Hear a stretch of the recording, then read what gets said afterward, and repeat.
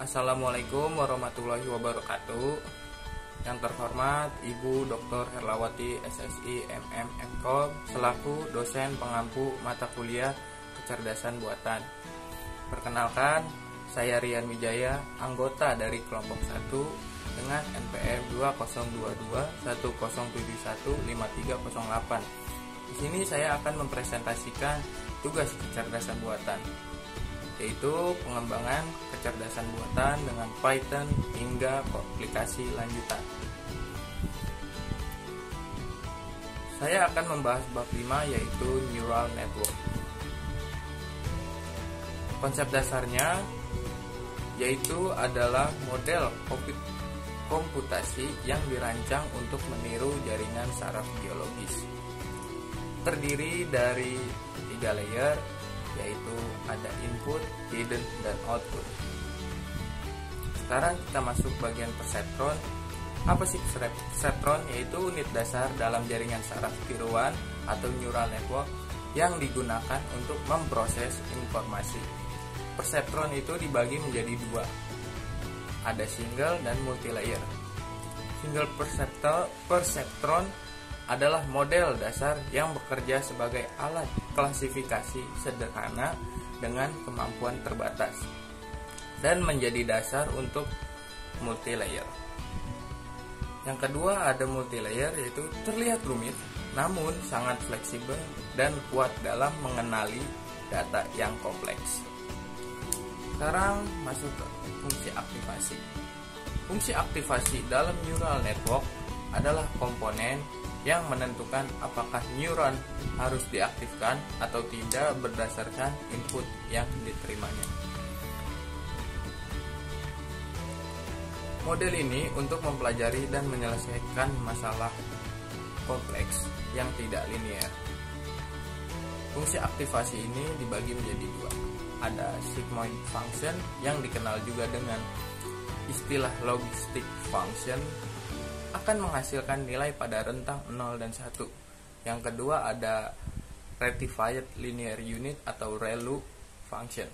Memiliki kelebihan dalam network yang diinisiasi secara random, hanya 50% dari hidden layer yang akan diaktifasi. Sekarang masuk ke backpropagation, merupakan algoritma inti dalam pembelajaran neural network karena memungkinkan untuk model secara efektif menyesuaikan bobot berdasarkan kesalahan yang terakumulasi, sehingga memperbaiki akurasi prediksi jaringan. Sekarang kita ada model jaringan saraf, itu ada 2, ada TensorFlow dan Keras. TensorFlow adalah end-to-end open source platform yang dikembangkan oleh Google Brain dan sangat populer untuk pengembangan machine learning berskala besar.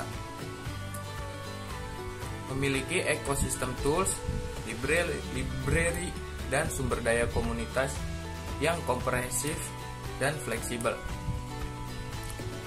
Yang kedua ada Keras, yaitu API untuk mengembangkan jaringan saraf tiruan. Dengan Keras, kita dapat membuat sebuah multilayer perceptron dan convolutional neural network dengan sangat mudah. Sekarang kita masuk bagian terakhir, yaitu klasifikasi kasus gambar dengan jaringan saraf menggunakan Python. MNIST atau Modified National Institute of Standard and Technology adalah kumpulan data yang digunakan dalam pembelajaran mesin. Berisi 60.000 gambar pelatihan dan 10.000 gambar pengujian.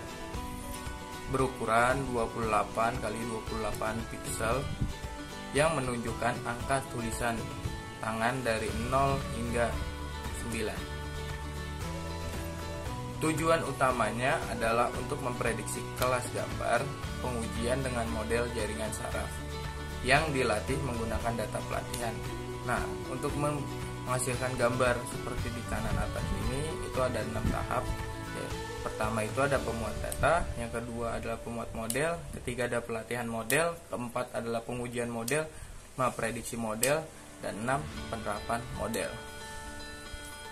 Sekian dari presentasi saya. Apabila ada salah kata mohon dimaafkan. Assalamualaikum warahmatullahi wabarakatuh.